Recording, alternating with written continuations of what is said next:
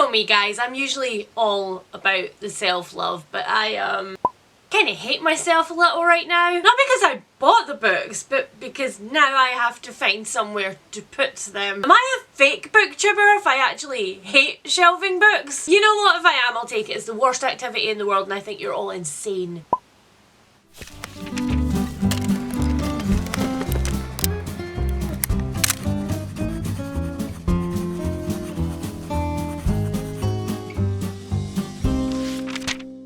Guys, it's Leanne and Esme, who will probably leave us very soon because she's very over me today. Here's a picture of her earlier trying to throw someone's Christmas box that I had not posted down the stairs. Here was the follow-up look when I told her no. It's entirely possible that there may be some book-related retribution later.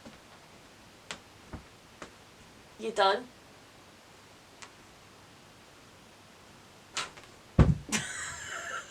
Where was I? Oh yes. Hello, books! Since I made my regularly scheduled return to BookTube, I haven't actually brought you a proper book haul. I've taken you, you know, book shopping with me a couple of times, but I haven't just sat you down and gone through everything that I have accumulated. And seeing as I've just done a nice chunky unhaul and I have like a cube and a half of space left, that is precious real estate in this house, I thought it might be a nice time to do a traditional book haul. You know, last book haul of the year, we've got the Christmas tree in the background. So I have for you 4 stacks of physical books here and some books from my electronic devices because today's video is sponsored by Blinkist, which is an app that I think a lot of you are going to like and I'll tell you about a little bit later on in the video. The first stack of books I'm just going to run through really quickly because I actually hauled them all in quite some detail over on the lovely Jean's channel. Emma and Tasman were up visiting and Jean, Tasman and I got to film some videos together, so if you want to see any more of the details on these books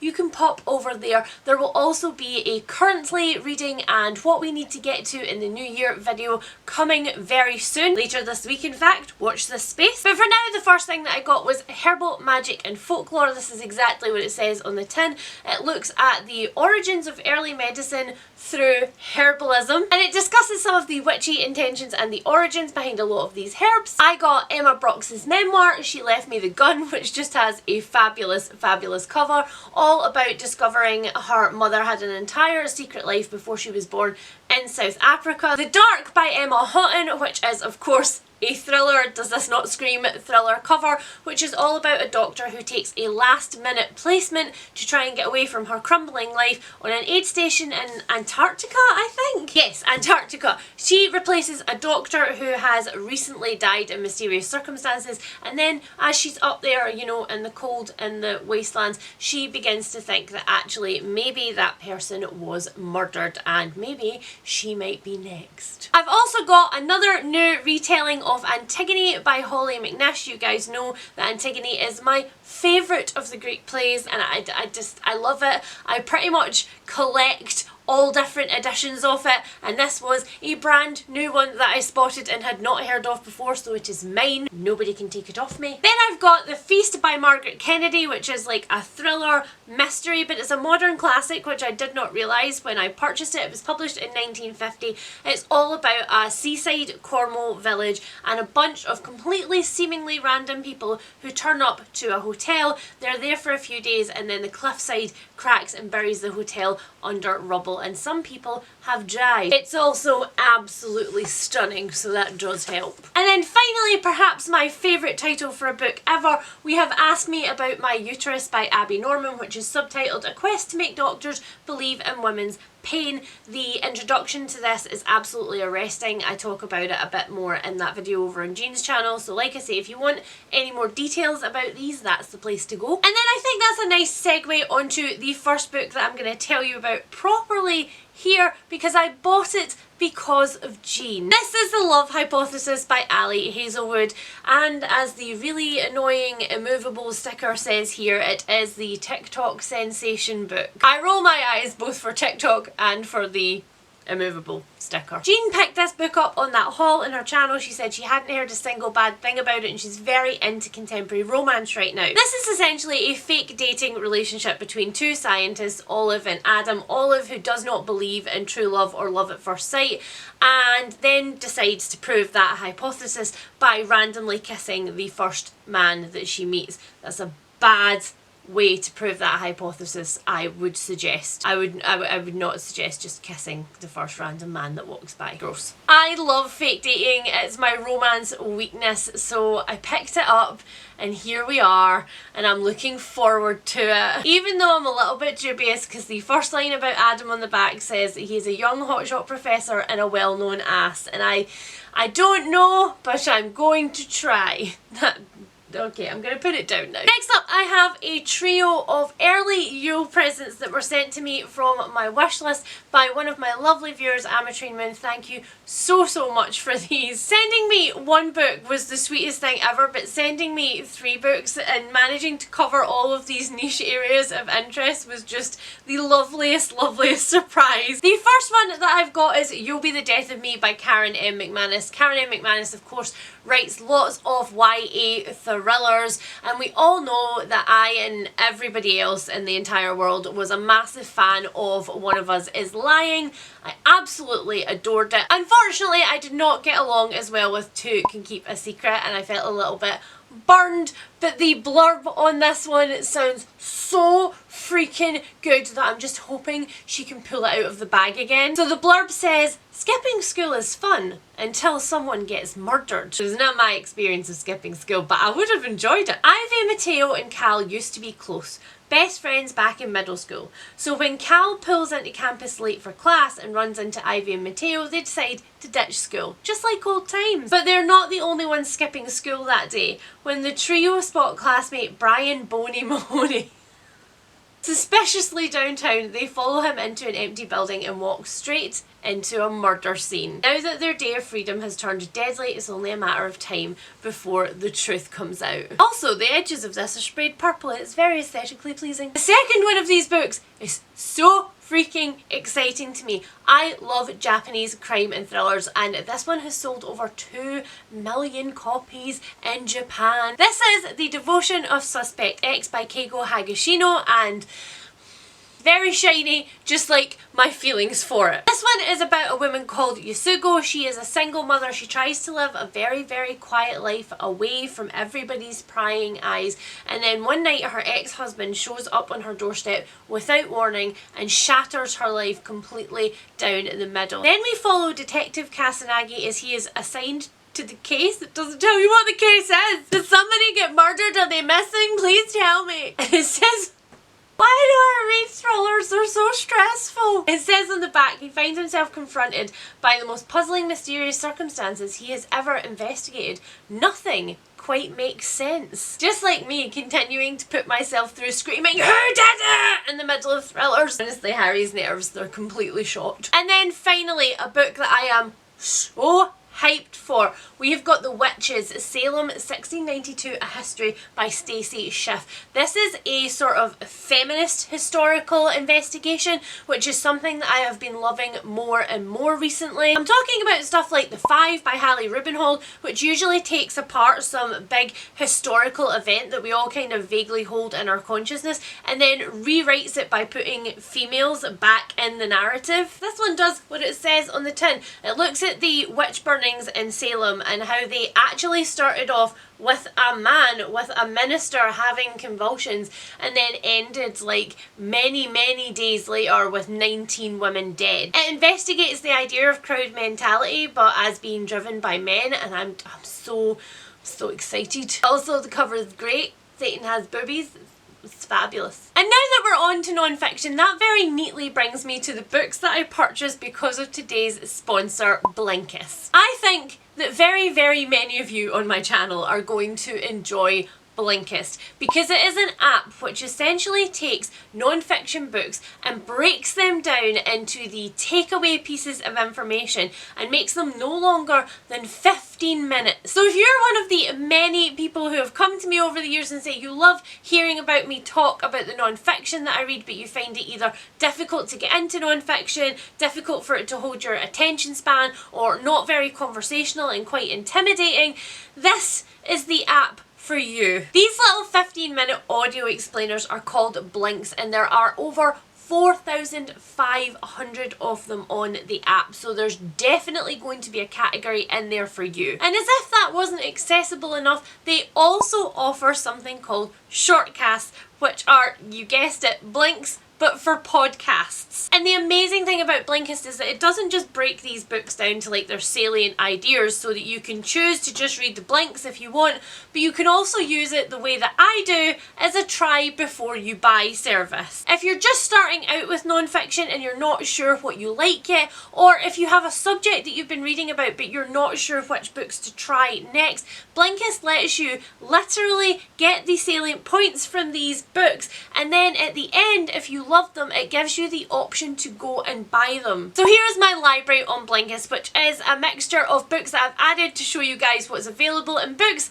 that I have read and have purchased. So at the top here we've got 4 books that I really recommend. We've got In Cold Blood by Truman Capote, we have Hunger by Roxane Gay, we've got Asking for It by Kate Harding, and Know My Name by Chanel Miller. Those are a nice broad smattering of true crime, essays, feminism, and a beautiful heartbreaking memoir, and they're all right there for you to discover. The 2 books that Blinkist ended up completely selling me on were this one, The Poisoner's Handbook by Deborah Blum. The tagline for this is Murder and the Birth of Forensic Medicine in Jazz Age New York. So The Poisoner's Handbook is about Charles Norris. He was the first forensic medical examiner in New York. He took what everybody had said about medical autopsies and then he applied it for criminology and literally wrote the book on how to do criminal autopsies. He also worked with Alexander Gettler, who was a toxicologist, and he was one of the first people to actually extract toxins from the body and analyse them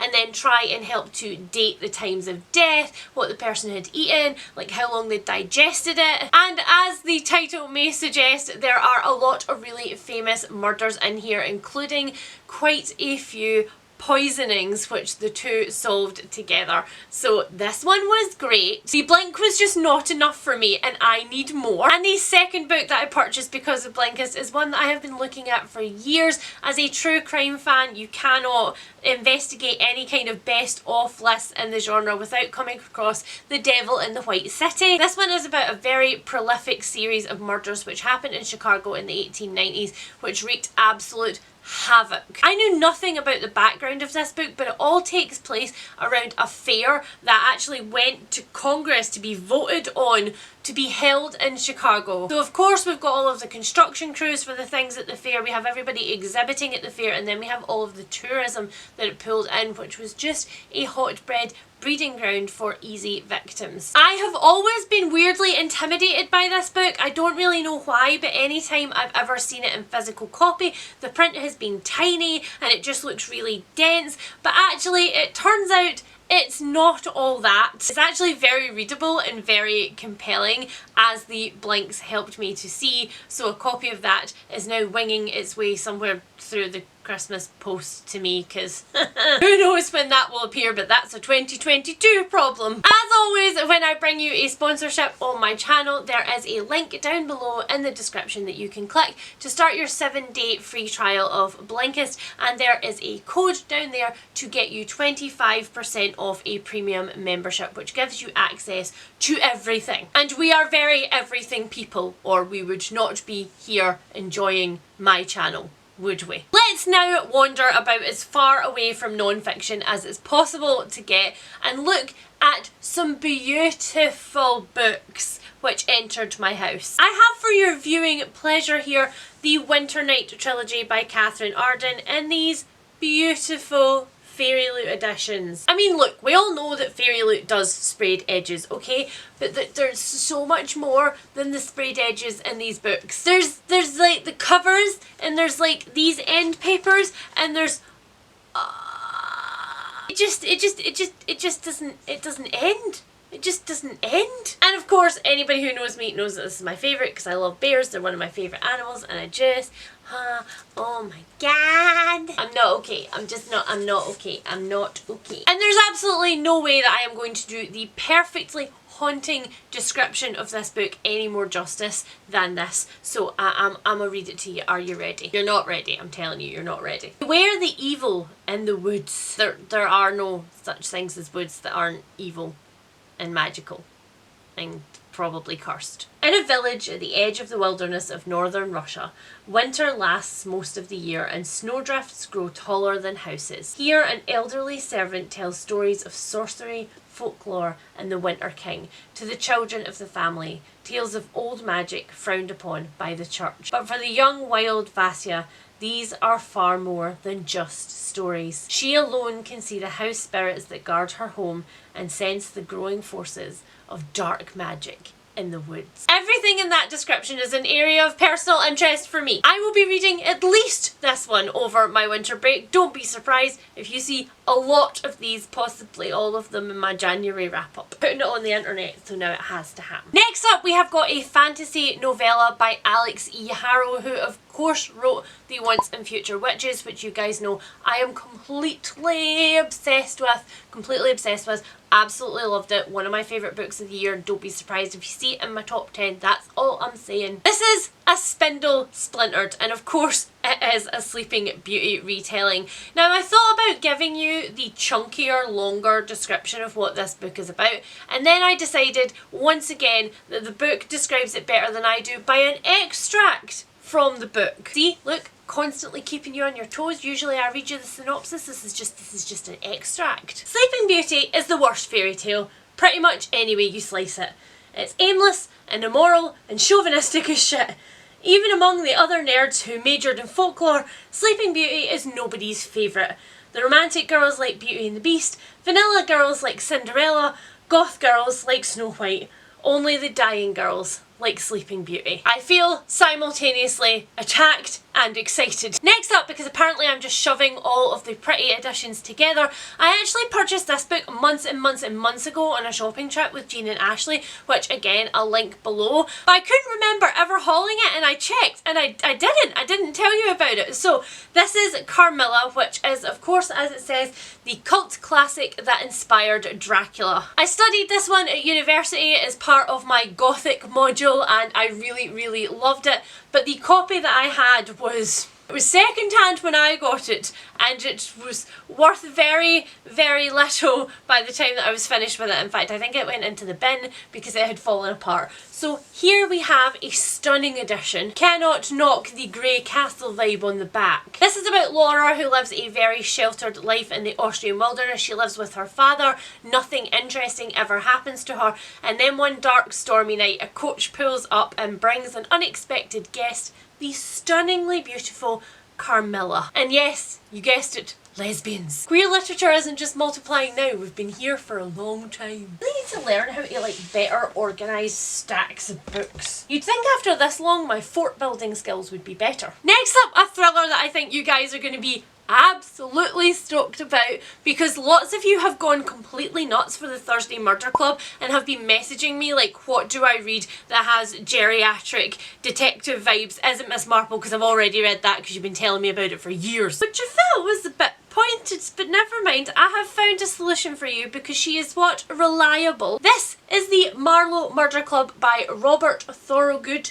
That's a really difficult name to say. Thorogood. This is about 77-year-old Judith Potts. She lives alone, which she is quite happy about, thank you very much, and she sets crosswords for like The Guardian and The Times, you know, the big complicated crosswords. She is the one who comes up with those. Then one evening, while out swimming in the Thames, because she's apparently a badass, Judith sees a grisly murder happen. But the local police don't believe her because she's just a batty old lady, right? So she enlists the help of two friends and they decide that they are going to investigate the murders themselves, when they are horrified to discover that there may well be a serial killer operating that nobody knows about.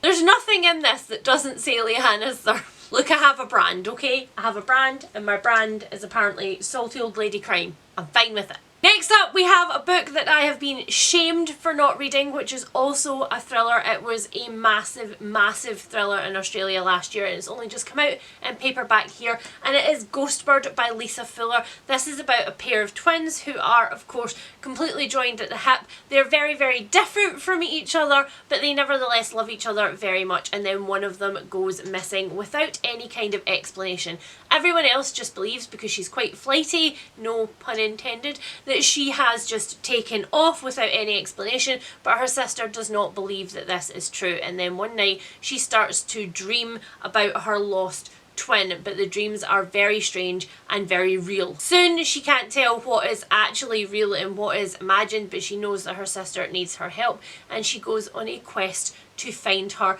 This is a completely haunting cover. Can we have more like thriller slash horror covers like this, please? I feel like this is very Leanne vibes. Could frankly have done with an actual bird, but is that because I'm obsessed with birds and I can't have one? Possibly. I still want it. Next up, I have got Ghosts, which is a novel by Hollie Alderton, and that is literally, I am realising, all that I know about it. I honestly picked it up because it looked exactly like the cover of everything I know about love, and I was in a bookshop and I just wanted to kind of caress a book that I loved in a bookshop and possibly hand it to people around me who didn't ask for recommendations. But it was not in fact this book, it was this book, which is the new book that I didn't know existed, and so I'm very glad that I've got it in my hands, but I don't know what it's about. So let's find out together. Everything gets easier in your 30s, right? No. Wrong. Very, very wrong. Though she has plenty to celebrate, successful career as a food writer, new home, loving friends and family, for Nina Dean, her 30s have not exactly been the liberating, uncomplicated experience she was sold. From fading friendships to exes popping the question, everyone is moving on, or worse, to the suburbs. And as her dad slowly loses his memories, her mum seems dead set on making new ones. Then she meets Max, who tells her on date 1 that he's going to marry her. Presumptuous much, Max? Need to know your star sign first? But what seems like an exciting new development will ensure this year is Nina's strangest yet. I love Dolly Alderton. I'm going to read this because I love Dolly Alderton. Yep, that's it.